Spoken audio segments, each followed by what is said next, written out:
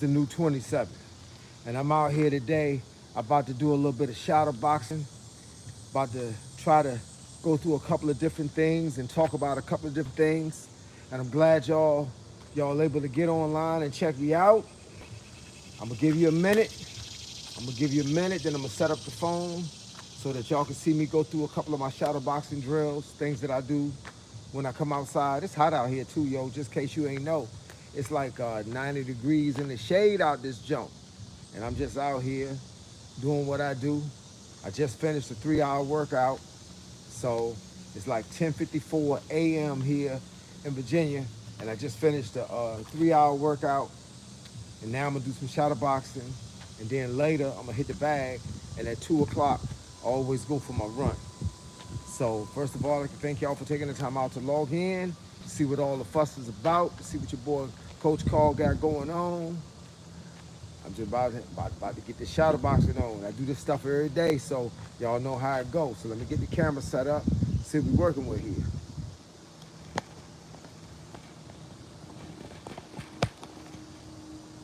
All right, let's see. Back up a little bit so you can see all of it. Make sure I got a good picture, a good view of where I'm gonna be at. And there we go. Yo, so I thank y'all again for taking the time out to log in and see what all the fuss is about. And it's your boy, Coach Carl, Mr. 57 is the new 27. Just do a little shadow boxing and show y'all this is my stance right here. Feet shoulder length apart, back foot off the ground, hands up to here, elbows in, and then you just start moving. And this is just to show y'all the basics. People ask me all the time online, how you step back, you move your back foot first. Move your back foot first when you step back. Move your front foot when you go forward. You never put your back heel on the ground, because you're always going to be able to move around. Hands up. You don't drop your hands when you shadow boxing. Even if you're not boxing somebody in front of you, you still don't drop them. So y'all see how I step, how I pivot. So, with that being, you learn how to chew bubble gum and pat your belly at the same time. So, throw your shots out, and you be here, and you think of the person in front of you and what he gonna be doing, and what you gonna be doing, and that's how you put your stuff together. Right here, turn, he shoot, I step, duck, boom, boom, boom. See how I jump in? Boom, boom, boom, because I'm going to get back to him, then I move out. You don't cross your feet. Never cross your feet when you shadow boxing. Turn, step. I don't step over like this, because that's crossing my feet. I still want to go that, I want to step over, I do this. If I want to turn and be right here to fight this guy, rather than just boom, boom, boom, and just tell him, oh, I'm trying to figure it out, I do one of these numbers. He turn. If he running, say he running along the pathway. He doing one of these numbers. If he like that, and I'm right here, he move, I'm like this. He move, I slide. I'm like this. If I want to cut him off, then what I do is say he's trying to go around here. He's trying to do this. He just boxing me like that. So if he do that, I'm here. I step this way, or I cut. I won't block him off, because I don't want him to go anywhere he want to go. Let me explain something to you about somebody going where they want to go. That means they doing what they want to do. They going where they want to go. That means they controlling the fight. If I want to control the fight, I got to be able to cut him off. That's the only way I can control the fight. So with that being said, you got to learn how to pivot in front of him. But understand something. When I cut in front of this guy, he throwing shots at me. When I turn and cut him off, he throwing shots at me. So I got to start throwing shots at him. So the whole thing is, if I'm cutting him, if I'm boxing him, and all of a sudden he's trying to run, and I turn, I pop. I get back out, throw that jab. Remember, when you throw the jab, have your shoulder pointing at the person you want to jab. He right there. Bang, just like that. Bang. I get this hand in the back. Got this elbow over the liver. Bang. I turn, bang. bang, bang. He move, I'm guiding him with my jab. He move, I'm guiding him with my jab. I want to cut him off, bop, bop, bop. That's how you do. You got to cut him off, but you got to cut him off with something. That's how I go. But there's a lot of boxing to be learned in boxing. People think boxing is just A, B, C, D, E, F, G. Boxing, I teach boxing like I taught karate. I teach in movement and stance and combinations. I teach it in fitness. I teach it in diet. Boxing is a whole picture. The combat sport itself is a whole picture. So when you're thinking about somebody doing something, it's a full picture. It's just not put some gloves on and jump in the ring or just come outside and just throw some hands at somebody. You got to kind of actually know what you want to do. If you don't, then you might run into somebody that know what they want to do, and then you're going to be this much short. A day late and $1 short. So get to training. Get to thinking what your strategies are going to be. Get to thinking how you will put your life together. Thinking how you put your strategy together. Work on your jab. Keep that dude away from you. That's what a jab do. It separates you from your opponent. If you don't got a jab, you allow your opponent to stand right here. You know how people talk about being in your personal space? But if a guy standing right here, face to face, what you gonna do? You gotta get that guy out your face. So how you do it? Just keep him back at arm's distance. That's what a jab do. And the longer your jab is, the further back he stands. He way up here. If I turn, if I'm like this, he right here. But if I step back and stretch my arm out, he right there. So I get to keep him light. And the longer I make the jab when I throw it, the further back he has to stand. So when you think about throwing your jab, you control the fight with your jab. Please understand something. You don't control the fight with your hook. You don't control the fight with no body shot unless you're just a body shot guy and you can spend the whole time throwing body shots. And if that's the case, then you're going to get hit, banged up the same way you're trying to bang them up. Why? Because the only way to throw body shots is to be right here. If I'm right here throwing body shots, he throwing body shots at me the same exact way. So if I'm allowed, if he gonna allow me to be within 3 inches or 4 inches of him to hit body shots, he gonna be within 4 inches of me so he can retaliate those same body shots. So understand that. So how do I separate myself from my opponent?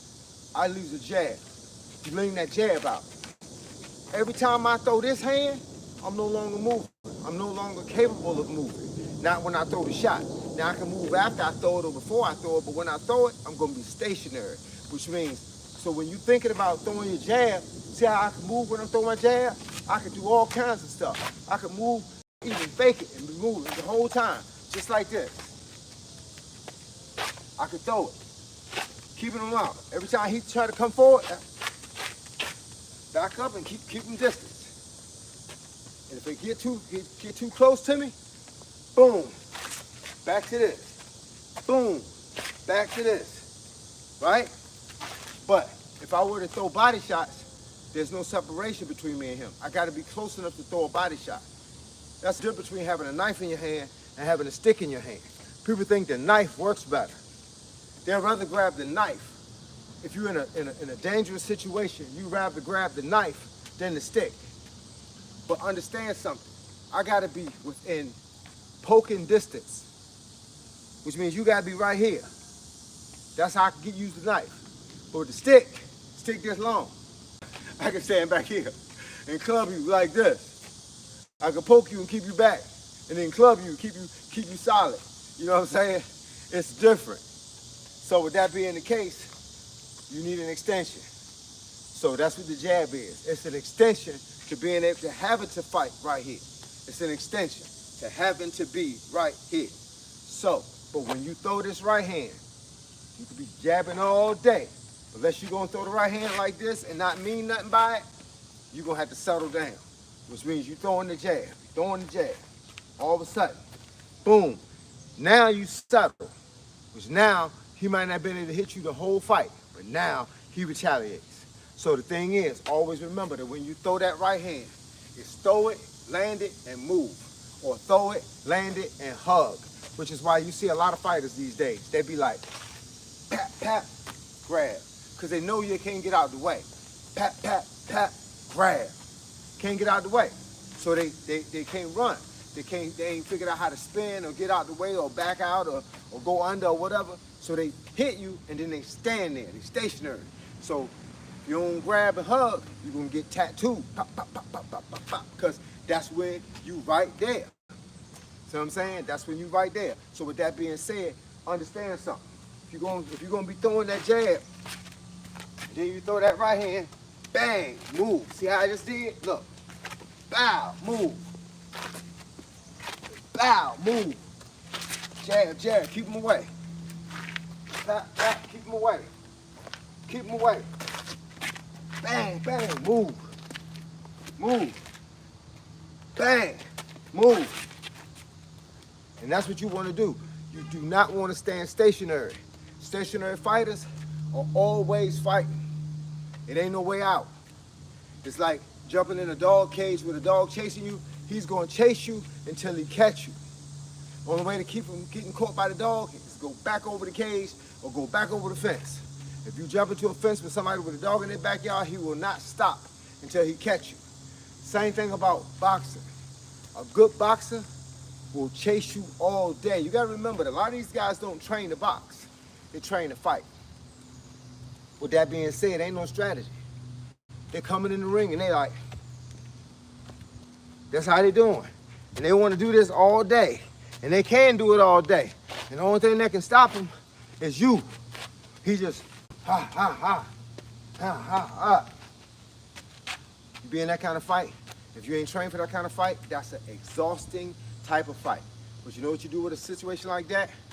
You learn how to throw your jab, throw your combinations, everything is on the move, take it on the move, cook it, and go.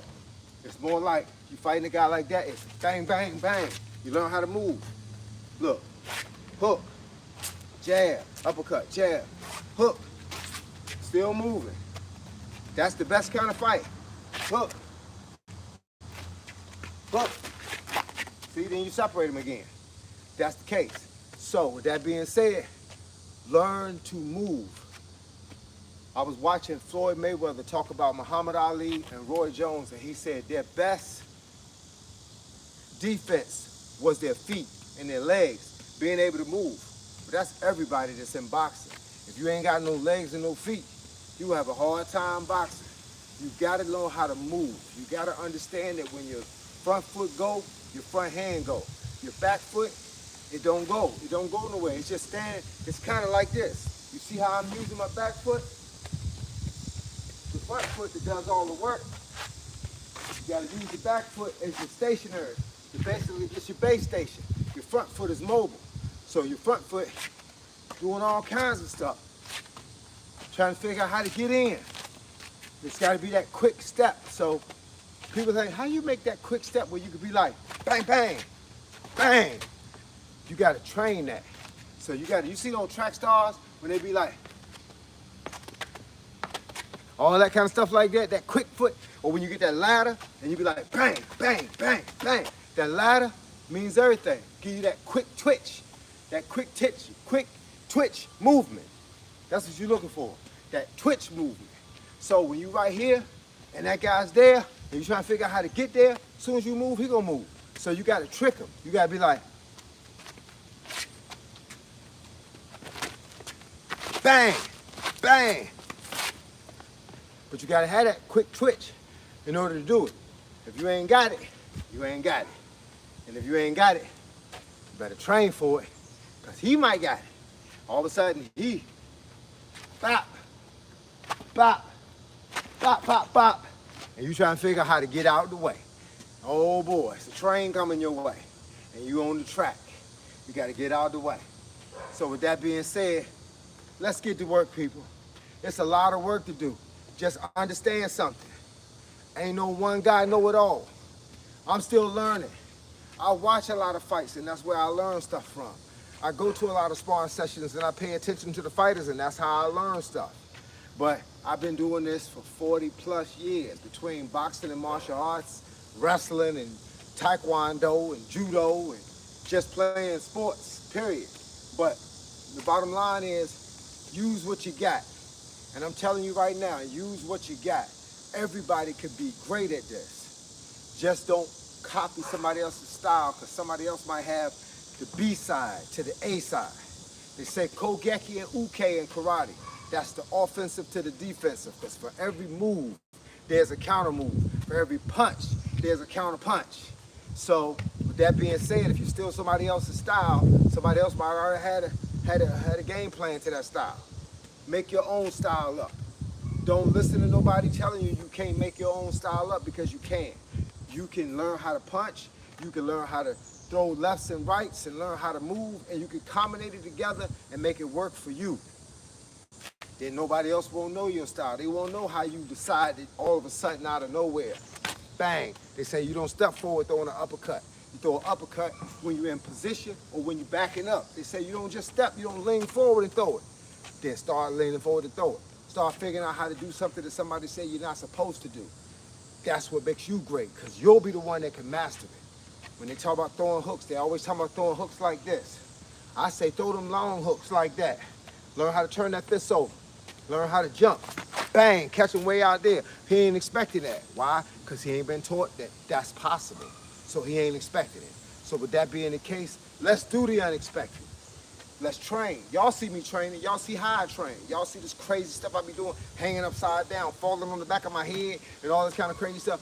You gotta be willing to take the risk if you wanna reap the reward. You ain't gonna get it if you ain't put in for it. Everything you put in for is what you get on the back end. So let's put in for it. So with that being the case, thank y'all for logging in. Thank y'all for the $1.99, $2.99, $3.99, whatever y'all give me. I appreciate it because this is my job. You know what I'm saying? And I'm going to keep coming out here doing that job. So I appreciate y'all being a part of that. And I hope that I tell you something that you can use. But what I'm going to do right now, I'm going to close out with a little bit of basic shadowboxing. And then I'm going to go in the house and go out the back door because I got to do the bag work next. That's my next thing, the bag work. So right now, I'm going to be kind of, well, showing how I move. Showing how I move. Get down. Come on. Y'all see.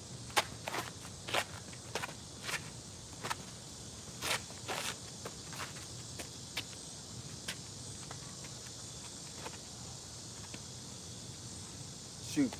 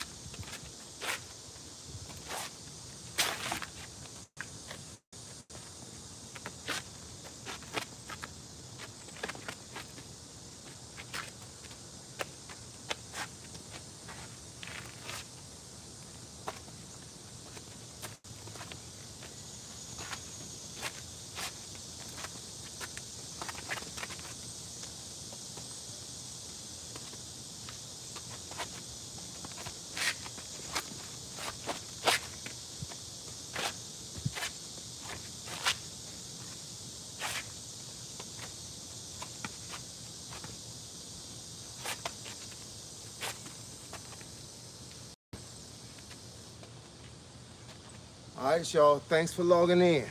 Holla.